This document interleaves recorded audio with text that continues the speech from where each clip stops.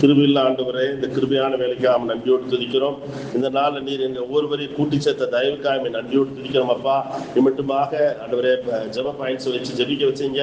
அதே போல ஆண்டவரே நல்ல ஒரு செய்தி கேட்க உதவி செய்து ஆராதிக்கும்படியான சிலாக்கியத்தை எங்களுக்கு கொடுத்துருக்கிறீங்கப்பா. உனக்கு நன்றி செலுத்துகிறோம், நாங்கள் துதிக்கிறோம். அப்பா, இந்த வேலை எங்க ஊருடைய இருதயத்தில் நீதியால் இருதயத்தை போல தரப்பீராக நீர் இந்த இடத்துல கொண்டு வந்திருக்கிறீர். உடைய கிருபையை ஒவ்வொரு மேல விளங்க பண்ணுங்கப்பா. அவருடைய இருதயம் இயேசுவின் நாமத்தில் திறக்கப்படட்டும், செவிகள் திறக்கப்படட்டும். எல்லா இருளின் சக்தியை கட்டுகிறோம்பா. எந்த விதத்திலையும் ஆண்டவரே அவங்களுக்குள்ள போகாதபடி தடை பண்ணுகிற எல்லா அசுத்த வல்லமைகளை இயேசுவின் நாமத்தினால கடிந்து கட்டுகிறோம் சுவாமி. இந்த வேலை இன்னொரு கூட பேசுங்கப்பா. பேசுகிற இந்த வேலையில உடைய நாம அந்த இடத்துல மகிமைப்படட்டும். இயேசுல கேட்கிறோம் ஜீவன் நல்ல பிதாவே, ஆமென். இந்த நாளுக்குரிய தலைப்பு என்னன்னா, தேவ கிருபை என்றும் உள்ளது. தலைப்பு என்னன்னா, தேவ கிருபை என்றும் உள்ளது. நல்லா கவனிக்கணும். தேவ கிருபை நம்ம சொல்றோம். இப்ப பாத்தீங்கன்னா நம்ம அந்த பாட்டும் பாடுறோம். தேவ கிருபை என்றும் உள்ளது, அவர் கிருபை என்றும் உள்ளது பாடுறோம். கிருபை என்பது தகுதியே இல்லாதவங்களுக்கு கொடுக்கக்கூடியதான் கிருபை. நல்லா கவனிக்கணும். இப்ப நீங்க வந்து உட்கார்ந்துருக்கீங்கன்னா கிருபை. இத்தனை லட்சங்கள் மத்தியில நம்மளை ஆண்டு கூட்டி சேர்த்திருக்கிறார் கிருபை. இப்ப ஒரு எக்ஸாம்ல ஸ்கூல்ல வந்து 35 மார்க் எடுத்தாதான் பாஸ்ன்னு வைங்க. பாஸ் 35 மார்க் தான் பாஸ். இப்போ எக்ஸாம்ல நாங்கள் பேப்பர்ல டீச்சர்ஸ்லாம் வந்து வேல்யூஷன் போகும்போது பார்த்தீங்கன்னா 20 மார்க் எடுத்தாவே என்ன சொல்லுவாங்கன்னா, கொஞ்சம் 20 அல்லது 30 கூட ஒரு மார்க் அங்கங்க போட்டு 35 மார்க் போட்டு பாஸ் பண்ணி கொடுத்துருங்க. அதுதான் கிருபை. எல்லாம் இருந்தில்ல. அப்ப 35 மார்க் எடுனா அந்த சார் வந்து கிருபையா மார்க் போடணும். அது மாதிரி இந்த கடைசி நாட்கள்ல கிருபை நமக்கு எந்த விதத்திலும் தகுதி இல்லை. அவர் தேர்றது தகுதி இல்லாத நம்மளை ஆண்டவர் தகுதிப்படுத்தும்படி நமக்கு கிருபை அளிக்கிறார். நல்லா கவனிக்கணும். ஏன் அப்படின்னா, அந்த கிருபை பார்த்தீங்கன்னா ஏதோ 3 காலங்களிலுமே செயல்படும். அதாவது இறந்த காலம், நிகழ்காலம், எதிர்காலம். இதை நம்ம மனதில் வைக்கணும். இப்ப மனசாட்சியின் காலத்துல நம்ம பார்த்தோம்னா, நோவாவுக்கும் கர்த்தருடைய கண்களில் கிருபை கிடைத்தது. ஏன்னா ஒரு ரட்சிப்பின் வேலை செய்யணும். அடுத்து பாத்தீங்கன்னா நியாயப்பிரமாண காலத்துல நம்ம எடுத்துக்கொண்டோம்னா, தாவீதை பாத்தீங்கன்னு வச்சுக்கோங்கன்னா, தாவீதுடைய காரியங்கள்ல 136ஆம் சங்கீதத்தை வாசிச்சு பாத்தீங்கன்னா மொத்தம் அதுல எத்தனை வசனம் இருக்குன்னா 26 வசனம் இருக்கும். அதை நீங்க முதல்ல பாத்தீங்கன்னா அவர் கிருபை என்று உள்ளதும் வரும் அடிக்கடி. அப்ப கிருபை மேன்மை பாராட்டப்படுகிறது. கிருபை இல்லாம இந்த பூமியில நீங்கள் நானும் ஜீவிக்க முடியாது. அப்ப எதிர்காலம் பார்த்தோம்னா, இயேசு இப்ப வரைக்கும் நமக்கு கிருபை கொடுத்திருக்கிறார். இப்ப நீங்க பாத்தீங்கன்னா கிருபையின் காலத்துலன்னா, பவுல் காலத்துல பாத்தீங்கன்னா 2 கொரிந்தியர் 12ஆம் அதிகாரத்துல அவர் சொல்றாரு, ஒரு மனுஷன் வந்து 3ஆம் ஆண்டு வரைக்கும் போறாரு, 3ஆம் ஆண்டு வரைக்கும் போறாரு. அவருக்குள்ள ஒரு முள் கொடுக்கப்பட்டிருக்கு. அது வந்து ஆண்டவர்கிட்ட 3 முறை அவர் கேட்கும்போது, என் கிருபை உனக்கு போதுங்கிறாரு. அதே போல இயேசு கிறிஸ்து பாத்தீங்கன்னா அந்த பூமியில லாசருடைய காரியத்தை பாத்தீங்கன்னா உங்களுக்கு தெரியும். அவர் எப்பொழுது பிதாவை சார்ந்திருப்பார்.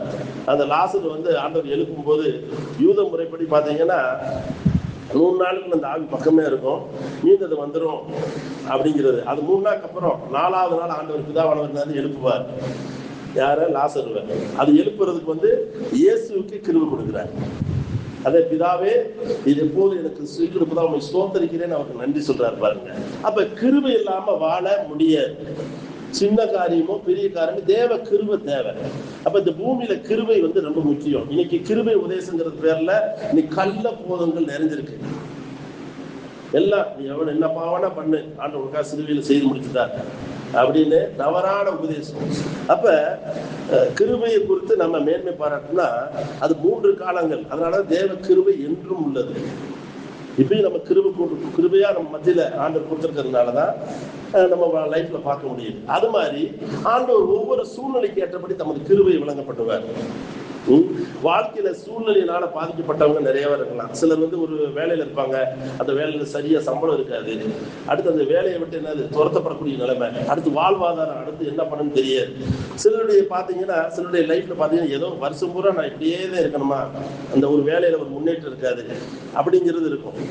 அது மாதிரி சிலருடைய தொழில வந்து என்ன இருக்கும், ஒரு முன்னேற்றம் இருக்காது, வியாபாரத்துல எதுவுமே நடக்காது, அப்படிப்பட்ட ஒரு சூழ்நிலை இருக்கும். ஆனா கர்த்தரை நீங்க நம்புனீங்கன்னா, கர்த்தர்ட்ட உங்க பாரத்தை வச்சீங்கன்னா யாராட்டெல்லாம் சொல்லுவீங்க. ஆனா ஆண்டவர்கிட்ட நம்ம சொல்லுவோம், காத்திருக்கிறோமா? சொல்லி காத்திருந்து பாருங்க. வாழ்க்கையில தோல்வி அடையலாம், எதிர்மாறான எண்ணங்கள் வரலாம், கடன் பாரங்கள் நீங்க நிறைஞ்சிருக்கலாம். இதை என்ன பண்ண போறோம் நீங்க ஜெயிச்சு போலாம். ஆனா கர்த்தருடைய பாதத்தில் வந்திருக்கிற உங்களுக்கு கிருபை அளிக்கிறார் அவர். தேவன் பாத்தீங்கன்னா சூழ்நிலை கேட்ட கிருபை அளிப்பவர். எந்த சூழ்நிலையும் அவரால் என்ன பண்ண முடியும்? கிருபை தர முடியும். இப்ப முதலமைச்சரா வந்திருக்கிற விஜய் கூட அது ஒரு கிருபை தான். ஆனா ஆண்டவரை பின்பற்ற ஒரு ரசிக்கப்பட்ட அனுமுடையவர்கள் அல்ல. தேவன் தம் கிருபை நல்லோர் மேலும் தீயோர் மேலும் என்னது மலை வரிசைக்கு பண்றார். எல்லார் மேலேயும் அவர் கிருபை வேணும். அதனாலதான் நம்ம பார்க்கிறோம் அந்த கிருபை. 118ஆம் சங்கீதம் 1ஆம் வசனத்தை வாசிக்கலாம்.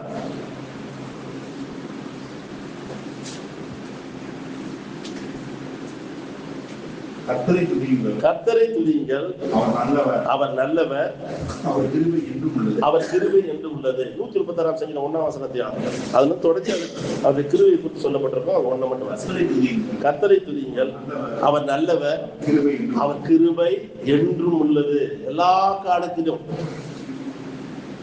சரிங்களா? அதாவது சிலருக்கு பாத்தீங்கன்னா இப்படிப்பட்ட பிள்ளைகளுடைய எதிர்காலத்தை குறித்த கவலை இருக்கும்.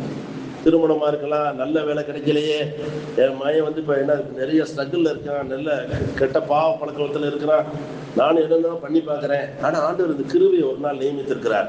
ஒரு அப்பாயின்மெண்ட் டேட்னு சொல்லுவாங்க. அந்த வேலையில ஆவியானவர் அதுக்கடையில ஜெபிக்க வச்சுக்கிட்டே இருப்பார், விசுவாசத்துல வளர வச்சுக்கிட்டே இருப்பார். ஒரு தருணம் வரும்போது அப்படிப்பட்ட மக்கள் மத்தியில் தமது கிருபையை விளங்க பண்ணுவார்.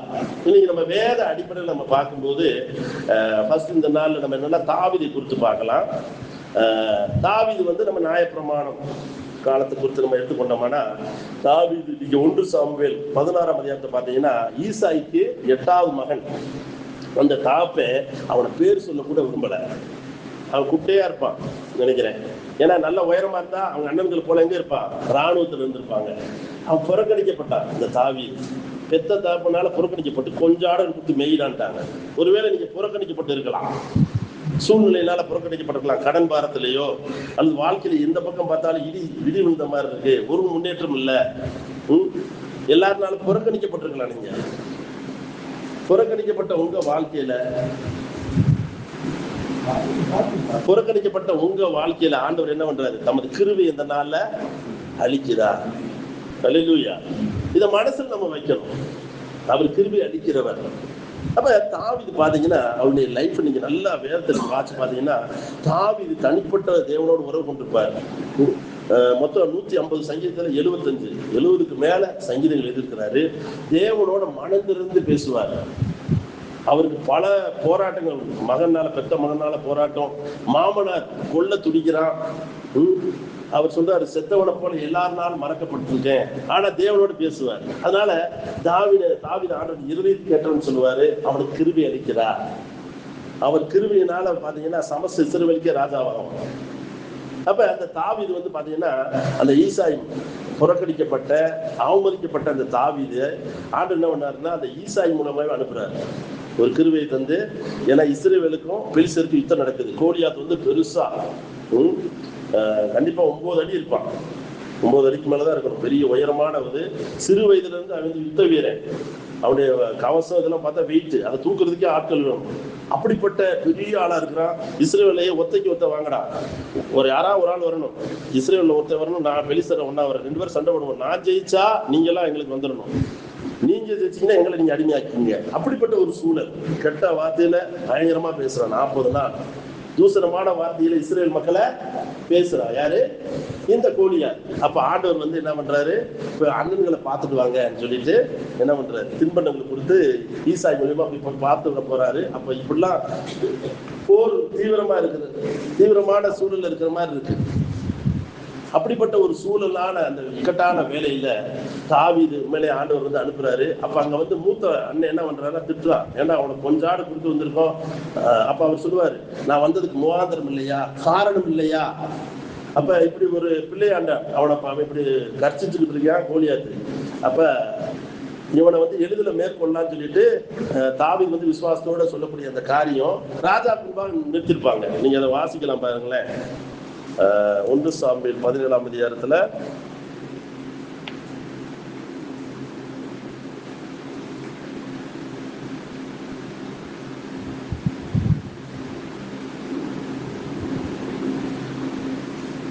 அதில் பாருங்க, இந்த 1 சாமுவேல் 17ஆம் அதிகாரத்தை எடுத்துக்கொண்டீங்கன்னா 32, 33 வாசிக்கலாம். எடுத்தவங்க 28 கூட வாசிக்கலாம். அந்த மனுஷனோட பேசிக்கொண்டிருக்கிறதை அந்த மூத்த சகோதரனாகிய ஏலியா பண்ணை கேட்ட போது என்ன சொல்றான் பாருங்க. தாவீது மேல் கோபம் கொண்டு நீ இங்கே வந்தது என்ன? வனாந்திரத்தில் இருக்கிற அந்த கொஞ்ச ஆடை நீ யார்கிட்ட விட்ட? யுத்தத்தை பார்க்க நீ வந்த? யுத்தத்தை பார்க்க வரல. இருதயத்தில் அகங்காரம், நல்ல பெருமை பிடிச்சவன், அகங்காரம் பிடிச்சவன் அப்படிங்கிற அண்ணன். அடுத்து 32 33 வாசிக்கலாம். தாவீது சவுலை நோக்கி இவனை குறித்து ஒருவருடைய இருதயம் என்ன பண்ண வேண்டாம், கலங்க வேண்டாம். உமது அடியானாகிய நான் போய் இந்த பெலிஸ்தீனோடு என்ன பண்ணுவேன்? யுத்தம் பண்ணுவேன். அப்போது சவுல் தாவீதை நோக்கி நீ இந்த பெலிஸ்தீனோடு எதிர்த்து யுத்தம் பண்ண உன்னால் ஆகாது. நீ இளைஞன், அவனோ சிறு வயது முதல் யுத்த வீரன். தாவீது சவுலை பார்த்து உமது அடியான் தாப்பனுடைய ஆடுகளை மேய்த்து கொண்டிருக்கும் போது ஒரு சிங்கமும் மந்தையில் ஒரு ஆட்டை பிடிச்சு கொண்டது. தொடர்ந்து போய் அடித்து வாய்க்கு தப்பு விட்டு. நல்லா கவனிக்கணும் அந்த சூழ்நிலை. எப்படி ஆடு மேய்க்கும் போது ஒரு சூழ்நிலை வருது. என்னது? சிங்கம் வந்துருச்சு. சிங்கம்னா நடுவோம். சிங்கம் அந்த கையை வச்சு ஒரு அடிச்சா அவ்வளவுதான், முடிஞ்சிடும். நம்மள கொஞ்ச நேரத்தில் முடிச்சிடும். அப்படிப்பட்ட சிங்க வாயில் இருக்கிற அந்த ஆட்டுக்குட்டியை போய் அந்த இதை பிடிச்சு கொண்டுடுறாரு. எவ்வளவு பாருங்க. அதே போல கரடிலாம் பயங்கரமா இருக்கும். அடிச்சோம்னா அவ்வளவுதான், இறந்து போயிருவோம். இந்த எஸ்டேட் பகுதியில் ஒருத்தருடைய சாட்சி கேட்டேன் நான். அவர் என்னன்னா கரடி வந்துருச்சா கடிக்க, இவர் என்னன்னா அந்த நெகத்திலே அடிச்சாராம். அடிச்சுன்னு ஓடி போயிடுச்சான். நெகத்திலே அடிக்கணுமா? அது இப்ப நல்லா நம்ம நெகை வளர்ந்துருக்கும் போது உங்க கால் அமுக்குங்க, வலிக்கும். பார்த்துருக்கீங்களா? அடிச்சடியில் ஓடிடுச்சான். அப்ப பாருங்க, தாவீதுக்கு சிங்கம் கரடி சூழல், அதை பத்தியில இந்த கோலியாத்துடைய சூழல் வருது. அதுலதான் அவன் சொல்றான் பாருங்க. தாவீது அப்படியே கீழே வாசிக்கலாம். அதுல நான் அதை தொடர்ந்து போய் அந்த வாய்க்கு தப்பு விட்டேன். அது என்மேல் பாய்ந்த போது நான் அதன் தாடையை பிரித்து அடித்து கொண்டு போட்டேன். அந்த சிங்கத்தையும் இந்த கரடியையும் உடைய அடியானாகி நான் கொன்றேன். விருத்தசனம் இல்லாத இந்த பெலிஸ்தரும் அவை ஒன்றை போல இருப்பான். விருத்தசனம்னா ரட்சிக்கப்படாத பெலிஸ்தன். பாத்தீங்களா? அடுத்த அப்படியே பின்னாடி வந்துடலாம். 46ஆம் வசனத்துல ஒரு 2-3 வசனத்தை வாசிச்சு இந்த காரியங்களை. கர்த்தர் என்னும் கையில் எப்படி விசுவாசம் பாருங்க. யாரு? நரி மாதிரி குட்டையா இருக்கு. உடம்புல பாத்தீங்கன்னா ராஜாவோட போட முடியல. தனக்கு இருக்கிற கவன்கள் எடுத்துட்டு எப்பயும் போல ஒரு நாய் அடிக்கிற மாதிரி ஒரு தடி எடுத்து போயிருக்கிறான். நானா நாயான்னு அவன் கேட்கிறான், தடியோட வருதியாடா? பாத்தீங்களா? ஆண்டவர் எதை கொண்டு ஆண்டவர் என்ன பண்ண முடியும்? வெற்றி சிறக்க பண்ண முடியும். அவனுக்குள்ள என்ன இருக்கோ அதை வச்சு என்ன பண்றாரு? வெற்றி சிறக்க பண்ணுகிறவர். நான் உன்னை கொன்று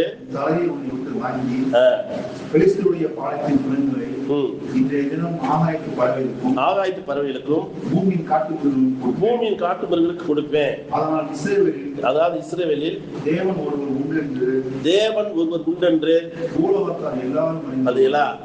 பூலோகர் எல்லாரும் அறியணுமா?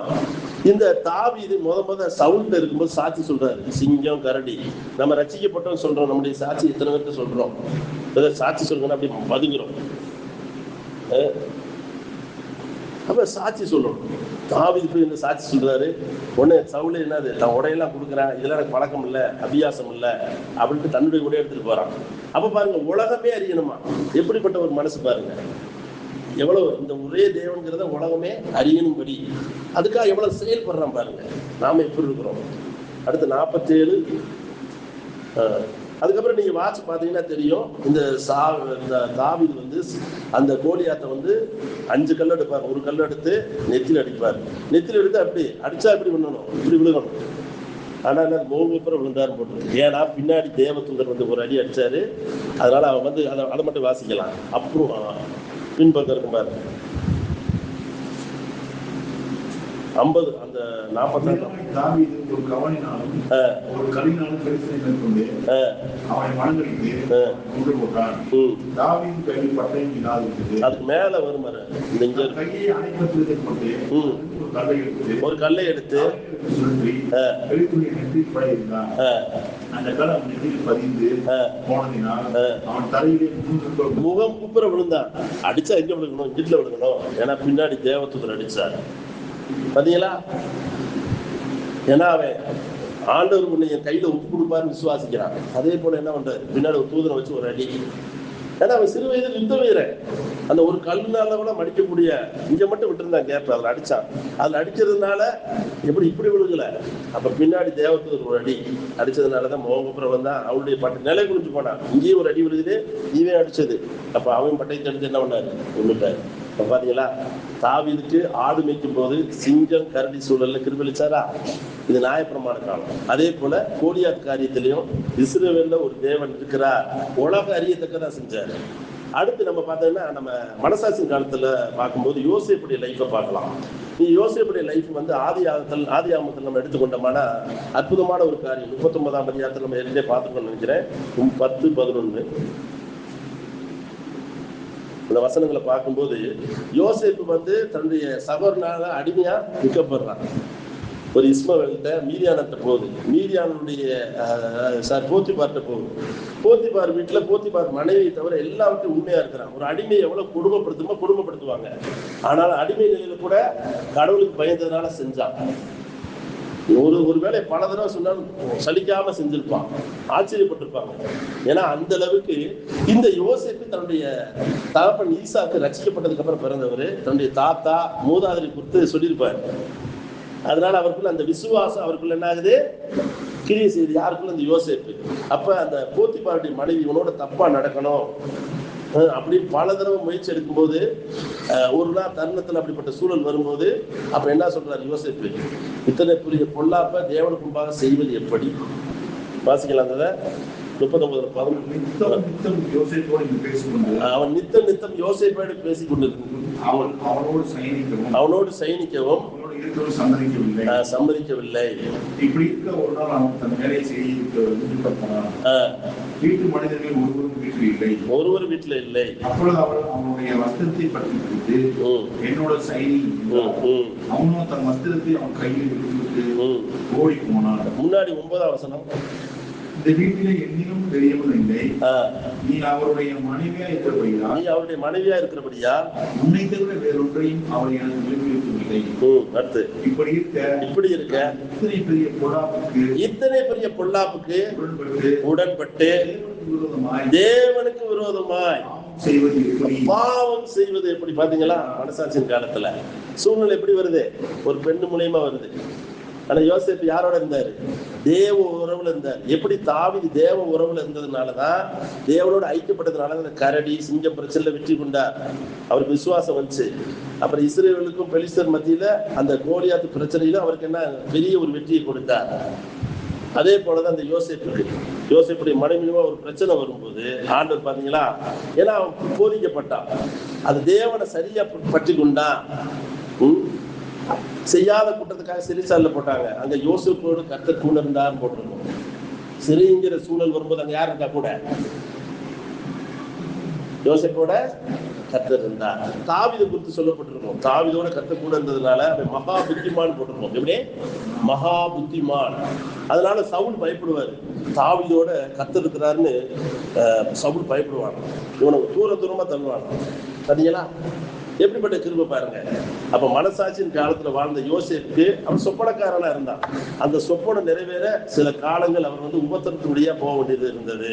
ஏன்னா அந்த எய்த்துக்கு ஒரு 2வது அதிகாரியா வரணும்னா அதுக்குரிய சட்டத்திட்டங்கள் கீழே மட்டத்திலிருந்து மேல்மட்டம் வரைக்கும் தெரியணும்னா ஜெயில் போனாதான் தெரியும். சட்டத்திட்டங்கள் செய்யாத கூட்டத்துக்காக ஜெயில போட்டாங்க. அங்கேயும் உண்மையா இருந்தாரு. அங்கேயும் உண்மையை விசாரிக்கிறாரு. ஒரு நாள் வந்து எய்த்துக்கு 2வது அதிகாரியா கர்த்தர் என்ன பண்ணாரு? உயர்த்தினார். காரணம் அவருடைய சூழல்ல மத்தியில தேவனை அவனுக்கு நல்லவரா இருந்தார். அதெல்லாம் ஒரு வசனம் மட்டும் பாத்தீங்கன்னா உங்களுக்கு தெரியும். ஆதியா 50ஆம் அதிகாரம் 20ஆம் வசனம்.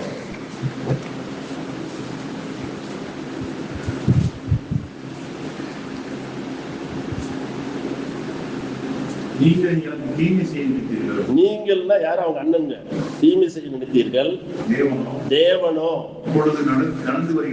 அப்பொழுது நடந்து வருகிறபடியே வெகு ஜனங்களை உயிரோடு காக்கும்படி அதெல்லாம் நன்மையாக இவங்க மாத்திரமல்ல, கடைசியில் இவங்க அண்ணன்மார்களுக்கும் யோசிக்கும்படி. எப்படிப்பட்ட கிருபை பாத்தீங்களா? அவங்க அண்ணன்மாருக்கு மட்டும் இல்ல, தேசத்திலே இப்போ ரேஷன் கடை உருவாயிருக்கிற காரணம் யாரு? யோசேப்பு. புரியுதுங்களா? எல்லாமே அது இப்ப வரைக்கும் மனசாட்சி காலத்துல வாழ்ந்த யோசேப்பு கொடுத்த அந்த கிருபை இப்ப வரைக்கும் விளங்குதா இல்லையா? தாவீதுக்கு எடுத்த கிருபை இப்ப வரைக்கும் விளங்குதா இல்லையா? தாவீதுக்கு பாத்தீங்கன்னா விசேஷ அபிஷேகம் இருக்கும், ஆசாரிய அபிஷேகம், தீர்க்க தரிசன அபிஷேகம். சங்கீதம் 22 படிச்சு பாத்தீங்கன்னா அப்படியே ஆண்டவர் பேசுற மாதிரியே அவர் எழுதிருப்பாரு. அதே போல நீங்க பாத்தீங்கன்னா ஒரு ராஜா அபிஷேகம், சமஸ்த இஸ்ரவேலுக்கே ராஜாவா இருந்தார். இயேசு கிறிஸ்துக்கு அந்த காரியம் இருந்துச்சு. முத அபிஷேகம் பண்ணும்போது பாத்தீங்கன்னா சவுலுக்கு வந்து குப்பியில பண்ணாங்க சாமுவேல், ஆனா தாவீதுக்கு கொம்பு அதை காட்டிலையும். ஆனா உங்களுக்கு எனக்கு ஆண்டவர் அளவில்லாத அபிஷேகத்தை வச்சிருக்கிறார். அப்போஸ்தலர் 10ஆம் அதிகாரத்துல 38ஆம் வசனம் நினைக்கிறேன். இயேசு கிறிஸ்து மேல எப்படிப்பட்ட ஒரு காரியம் இருக்கு பாருங்க. அவருடைய பிள்ளையானா இப்ப அப்பாவுடைய சுதந்திரம் யாருக்கு வரும்? யாருக்கு வரும்? பிள்ளைக்கு தானே வரணும். அப்பா பிதாவின் அழைக்கிற புத்திர சுபாவம் வருதுன்னா அப்ப இயேசு மேல இருக்கிற அந்த அபிஷேகம் உங்களுக்குள்ள எனக்குள்ள வருமா வராதா? நீங்க வாசிக்கலாம். அப்போஸ்தலர் 10ஆம் அதிகாரம் 38ஆம் வசனம். நசரேயனாகிய இயேசுவை தேவன் பரிசுத்த ஆவியினாலும் வல்லமையினாலும் அபிஷேகம் பண்ணினார். அப்ப அவர் பிள்ளைனா நம்ம பிள்ளைனா இருக்கும். அபிஷேகம் பண்ணுவாரா பண்ண மாட்டாரா? கண்டிப்பா. அப்ப அடுத்தது நம்ம ரெண்டாவது பார்த்தது, ஃபர்ஸ்ட் வந்து நியாயப்பிரமாண காலத்தில் வாழ்ந்த தாவீதுக்கு ஆண்டவர் வந்து கிருபை அளிச்சிருக்கிறார். மனசாட்சியின் காலத்தில் வந்த யோசேப்புக்கும் அவரு கிருபை அளிச்சிருக்கிறார். அடுத்து நீங்க பாத்தீங்கன்னா இயேசு கிறிஸ்துடைய லைஃப்ல வந்துடலாம். யோவான் 11ஆம் அதிகாரத்தை நீங்க எடுத்து பாத்தீங்கன்னா இது கிருபையின் காலம். ஏன்னா அதாவது இயேசு கிறிஸ்து வந்து பாத்தீங்கன்னா கிருபையின் காலம் பவுல சொல்லலாம். பவுலுடைய லைஃப்ல அந்த கிருபை மேன்மை பாருங்க. 2 கொரிந்தியர் 12ஆம் அதிகாரத்துல நீங்க அதில் ஒன்று வாசிக்கலாம்.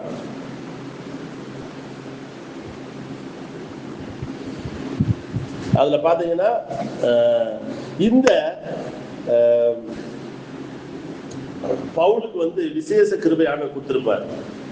அவர் அபிஷேகம் பட்டதுக்கு அப்புறம் 3 வருஷம் தேவனுடைய பாதத்துல ஆவியானவரால் கொண்டு போகப்பட்டு அநேக ஒரு பெரிய வெளிப்பாடு அவருக்கு. சரிங்களா? ராப்போஜனத்தை வந்து நீங்க பாத்தீங்கன்னா யோவான் 13ஆம் அதிகாரத்துல இருக்கிற அந்த காரியம் சொல்லப்பட்டதை பார்க்கிறோம். ராப்போஜனத்தை குறித்த சரியான வெளிப்பாடை தந்து அதை அனுசரிக்கிற முறைய ஆண்டவர் வந்து பேதுருக்கோ யோவானுக்கோ தரல, அதை இந்த பவுலுக்கு கொடுத்தார். ஏன்னா அவர் கிருபை கொடுத்தார்.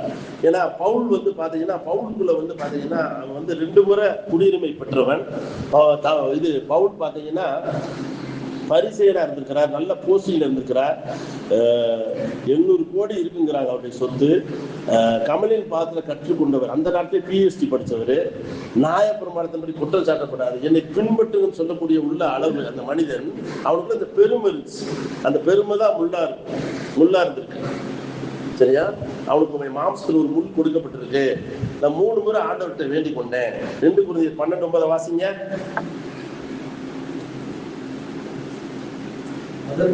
அதற்கு அவர் என் கிருபை உனக்கு போதும், உன் பலவீனத்தில் என் பலன் பூரணமாய் விளங்குமா. அரைகுறையா விளங்குமா? பூரணம். அடுத்த வசனம் வாசிக்கலாம். அந்தபடி நான் பலவீனமா இருக்கும்போது பாத்தீங்களா பலம் உள்ளவர்களா இருக்கு. இன்னைக்கு அனைவரும் கேட்டோம்னா பலவீனமாவே இருக்கு பிரதர், எதையும் செய்ய முடியல பிரதர். பலவீனமா இருந்தா என்னது? நீங்க பாக்கியவான். ஏன்?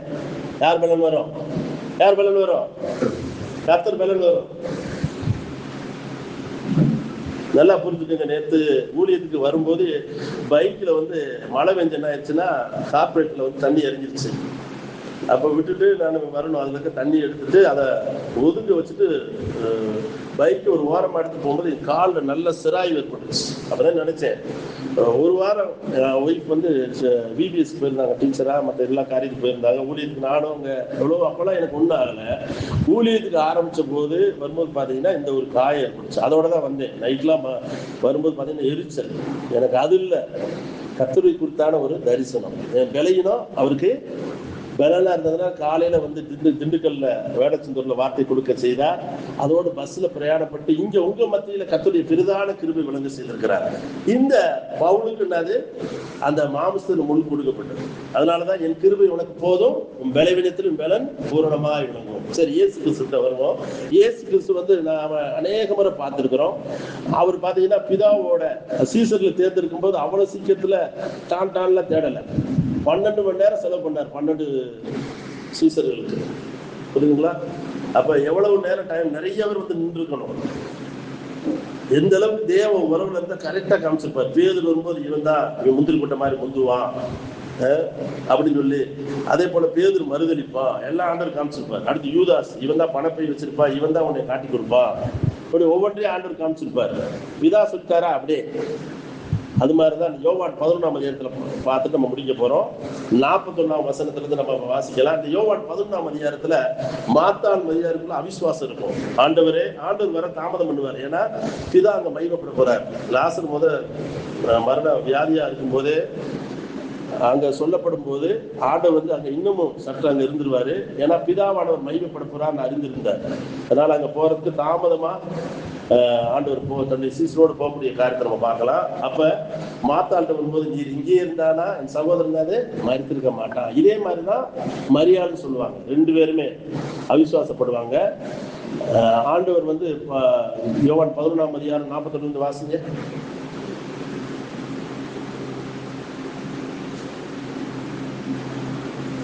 அப்பொழுது மரித்தவன் வைக்கப்பட்ட இடத்தில் இருந்த மரித்தவன் யாரு? லாசர் மரித்தவன். அந்த கல்லிலிருந்து எடுத்து போட்டான் கல்லை. இயேசு தமது கண்களை ஏறெடுத்து, பிதாவே, நீர் எனக்கு செவி கொடுத்தபடியா ஸ்தோத்திரிக்கிறேன். பாத்தீங்களா? பாத்தீங்களா? நம்ம பண்ற ஜபத்துக்கெல்லாம் ஆண்டவர் செவி கொடுக்கிறாரா? நீர் எப்போதும் செவி கொடுக்கிறீர் என்று அறிந்திருக்கிறாராம்.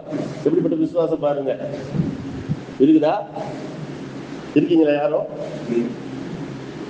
புரியுதா? அந்த கிருபை பாருங்க. அடுத்து வாசிக்கலாம். ஆனாலும் நீர் என்னை அனுப்பினதை சூழ்ந்து இருக்கிற மக்கள் விசுவாசிக்கும்படியாக அவர்கள் நிமித்தம் இதை சொன்னேன்கிறார். பாத்தீங்களா? அடுத்து பாருங்க, கிருபை விளங்குது பாருங்க. ஆண்டவர் இதுக்கப்புறம் இவைகளை சொன்ன பின்பு லாசருவே வெளியே வா என்று உரத்த சத்தமா கூப்பிடுறாராம். மரித்தவன் என்ன பண்ணா அப்படியே வெளியே வர்றான் கட்டப்பட்ட நிலையில. இதுல என்னன்னா அந்த லாசருக்கு அந்த கிருபை அளிக்கிறார் பாருங்க. மீண்டும் அவன் முகம் வந்து சீலையினால சுத்தப்பட்டிருந்தது. இயேசு அவர்களை நோக்கி கட்டவிழ்த்து விடுறாங்க. அவனுக்கு கிருபையா கட்டவிழ்த்து விடுறாங்க பாருங்க. கிருபை அளிக்கிறவர். அப்பொழுது மரியாதைக்கு வந்திருந்த இயேசு இதெல்லாம் பார்த்துக்கிட்டு இருக்காங்க அந்த யூதர்கள். ஏன்னா அந்த லாசரு மரிச்சதுக்கு மாத்தாள் மரியாள் அழுதுகிட்டு இருக்கிறாங்க. நிறைய யூதர்கள் வந்துட்டாங்க. மரியாள் அழுகிறத பார்த்து அப்படியே கூட்டமா அவங்களும் சேர்ந்து அழுகுறாங்க. என்னடா அப்படி மனம், இயேசுவே கண்ணீர் விட்டாருன்னு போட்டிருக்கோம். இயேசுக்கு தெரியும் உயிரோடு எழுப்ப போறாங்க. ஆனா இயேசு கண்ணீர் விட்டாருன்னு போட்டிருக்கோம். அவர்கள் யாரு? இந்த யூதர்கள். பாத்தீங்களா? அப்ப எப்படிப்பட்ட சூழல் பாருங்க. அந்த சூழல் பார்த்தா எப்படி இருக்கு? இயேசு நேசித்த சிநேகிதன் எப்படி இருக்கு? மரணம் சம்பவிக்குது. எப்படி இருக்கு அந்த குடும்பத்துக்கு? எப்படி இருக்கும்? ஒரு தாய் தப்பன் இல்லாத ஒரு தாப்பனை போல தாயை போல அந்த வீட்டுக்கு போயிட்டு வருவார். ஆனா அந்த குடும்பத்துல எப்படி இந்த மரணம் சம்பவிக்கும் போது யூதருடைய சடங்காசாரியத்தை அப்படியே தகர்த்து போட்டார். யூதர்கள் அநேகர் விசுவாசித்தாங்களா? அப்ப கிருபை எவ்வளவு செயல்படுது பாத்தீங்களா? மரிச்சு 4 நாள் ஆன அந்த சரீரத்தை எழுப்பினார். எவருடைய மகள் காரியத்தில் தேவ கிருபை விளங்குறத வேதத்தை நம்ம பார்க்கிறோம். மார்க் 5ஆம் அதிகாரத்தை நம்ம பார்க்கலாம். இவருக்கு அந்த 12 வருஷம் பெரும்பான்மை சிறிய அந்த நிகழ்வு ஆண்டவர் வந்து சொல்லுவார் கூட அந்த அந்த நிகழ்வை நம்ம பார்க்க முடியும். அந்த ஸ்திரீ வந்து இயேசுவை கேள்விப்பட்டு அவர் வஸ்திரத்துக்கு ஓரதா தொடுவேன், ஜெபிக்க கூட மாட்டான். என்ன பண்ணிருப்பான்? விசுவாசத்தை தொட மட்டும் செஞ்சிருப்பான், ஜெபிக்க கூட இல்லை. புரியுதுங்களா? சொல்றது புரியுதா? அப்ப விசுவாசம் அங்க மேன்மை பாராட்டப்படுறது. அதனாலதான் ஆண்டவர் ஸ்திரீயே உன் விசுவாசம் உன்னை ரட்சித்ததும்பாரு. அப்ப இதை பார்த்துக்கிட்டே இருந்து சற்ற நேரத்தில் போதவரை வருத்தப்படுத்த வேண்டாம்னு சொல்லுவாங்க. அப்ப லாசர் உடனே இவர் எவ்விரு உடனே என்னது அவருக்கு அவிசுவாசம் உண்டு. நீ விசுவாசியா இரு, அவிசுவாசமா இருக்கான்னு சொல்லிட்டு ஆண்டவர் அவரை கூட்டு போவார். அப்ப அந்த வீட்டுல பேதுரு, யாக்கோபு, யோவான் இவங்க 3 பேரை கூட்டு போவாங்க. மற்றவங்க எல்லாம் அவருக்கு நித்திரையா இருக்கிறத சிரிப்பாங்க. உடனே அப்படிப்பட்ட பரியாசர் உள்ள சேர்க்காம பெற்றோர்கள் முன்னிலையில ஆண்டவர் வந்து எழுப்புவார். தலி தகுமியா அப்படின்னா சிறுவனே எழுந்துரு, தலி தாகுமியா. உடனே ஆண்டவர் வந்து கிருபை கொடுத்தாரு இவருடைய மகளுக்கு. அப்ப பாருங்க, ஆண்டவர் நமக்கு கிருபை அளிக்கிறவர். இந்த கிருபையை நம்ம வந்து பிரயோஜனப்படுத்தணும். இப்போ நம்ம பார்த்த மனசாட்சியின் காலத்தில் வந்து யோசேப்புக்கு கிருபை அளிச்சாரு, நியாயப்பிரமாண காலத்தில் வந்து தாவீதுக்கு கிருபை அளிச்சாரு. அதே போல கிருபையின் காலத்தில் வாழ்ந்த பவுலுக்கு கிருபை அளித்தார். இயேசு அது கிருபை அளிக்கிறார். இன்று உங்களுக்கு எனக்கும் ஒவ்வொரு நாள் ஆயுஷ் நாட்களை கூட்டி கொடுக்கிறார். இன்னைக்கு இந்த கம்பத்தில் இளவு வயதில் நிறைய பேர் ஒரு வரும்போது பார்த்த ஒரு போஸ்டர்ல கணவன் மனைவி 2ஆம் ஆண்டு அஞ்சலின் போட்டு சென்றது. 2ஆம் வருடம் பார்த்தா அவங்களுக்கு ரொம்ப வயசு கம்மியா அதை பார்த்தேன். அப்ப பாருங்க, ஆனா உங்களுக்கு எனக்கு ஆயுசாட்டு கூட்டி கொடுத்துருக்குறாங்க. உங்க வயது உள்ளவங்க எத்தனையோ மறிச்சிருக்கிறாங்க. நீங்க கவலைப்படாதீங்க, எனக்கு தொழில் நல்லா ஓடல, என் பிள்ளைக்கு நல்ல வரன் அமையல, என் பிள்ளைக்கு நல்ல வாழ்க்கை அமையல, எனக்கு வேலையில தடையா இருக்கு, என் பிள்ளை மாறுவானா, என்னுடைய கடன் பாருங்களா நீங்குமா, நீங்க பல கேள்விகள் வந்திருக்கலாம். உங்க சூழ்நிலை எதுவானா இருக்கலாம், எதிர்மாறியா இருக்கலாம். ஒண்ணு கூட மாறலைங்க, நான் ஜெபிச்சு பார்த்துட்டேன், எத்தனையோ பிரதர்கிட்ட சொல்லி ஜெபிக்கவும் சொல்லிட்டேன் அப்படின்னு இருக்கீங்களா? அந்த கிருபை ஒரு நாள் உங்களுக்கு விளங்கும். இந்த வசனம் வந்து ஒரு ஆள் இந்த நாளில் இந்த வேலையில் ஒருத்தர் பிரசங்கிக்கிறாரு, பரலோகத்திலிருந்து கொடுக்கப்பட்ட ஆள் ஒழிய பிரசங்கிக்க முடியாது. அன்பானவர்களே, இதை நம்ம மனதில் வைக்கணும். அப்ப தேவன் கிருபை அளிக்கிறார். இப்போ தானியலுடைய லைஃப்லேயும் அந்த கிருபையை பார்க்க முடியும். தானியல் வந்து ஜெபிக்கிறதுலையும் வேத வாசிக்கிறதுலையும் முறையாக இருந்ததுனால தானியல் காரியம் ஜெயமா இருந்துச்சு. அவர் நியாயப்பிரமாண காலத்தில் பார்க்கிறோம், தானியல் 6:10 பார்க்குறோம்.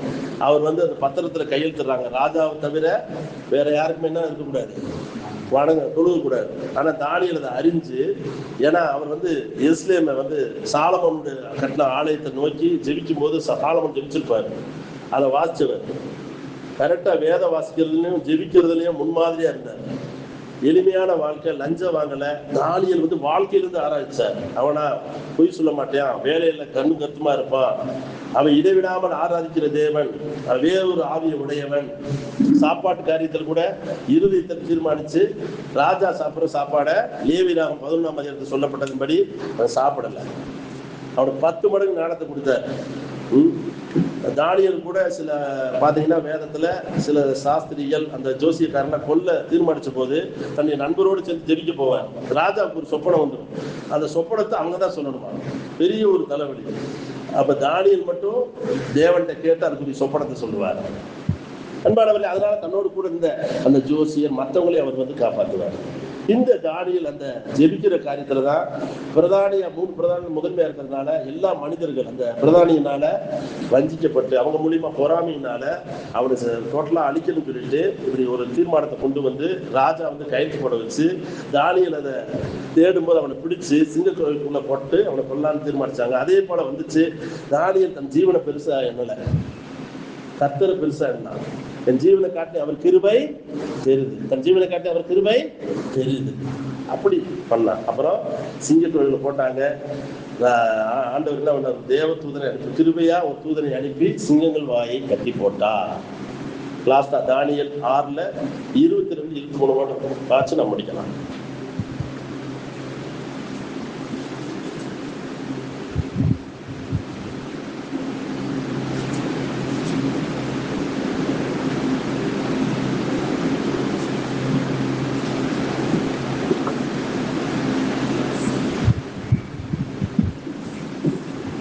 தானியேல் 6:21, 22, 23 இந்த 3 வசனங்களை மட்டும் வாசித்து கேட்கலாம். அப்பொழுது தானியேல் ராஜாவே சிங்கங்கள் என்னை சேதப்படுத்தாதபடிக்கு தேவன் தமது தூதனை அனுப்பி அவைகளின் வாயை கட்டி போட்டார். அதனென்றால் அவருக்கு முன்பாக நான் குற்றமற்றவனாக இருந்தேன். ராஜாவாகிய உமக்கு முன்பாகவும் அவன்கிறது ஆண்டவர் ராஜாவை உமக்கு முன்பாக நான் நீதிகேடு செய்ததில்லை என்றார். சிலர் நினைக்கிறான் நான் ஆண்டவருக்கு முன்னாடி பர்ஃபெக்டா இருப்பேன் பிரதர். மனுஷனுக்கு முன்னாடி 2 பேருக்கு முன்னாடி பர்ஃபெக்டா இருக்கணும். நான் எல்லாமே ஆண்டவர்கிட்ட மட்டும் சொல்லிடுவேன். ஆண்டவர் சொல்லி பார்த்தேன். ஆண்டவர்கிட்ட மட்டும் எல்லாத்தையும் சொல்லுவேன். ஆண்டவர் அதை விரும்புறது இல்லை.